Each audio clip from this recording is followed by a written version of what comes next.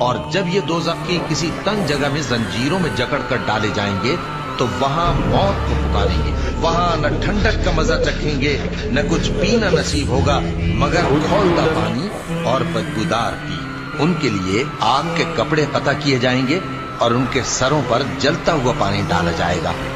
اس سے ان کے پیٹ کے اندر کی چیزیں اور کھالیں گل جائیں گی اور ان کے مارنے کے لیے لوہے کے ہتھوڑے ہوں گے.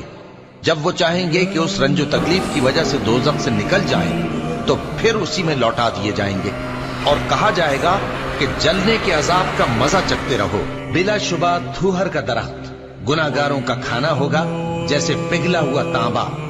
وہ تھوہر پیٹوں میں اس طرح کھولے گا جس طرح گرم پانی کھولتا ہے.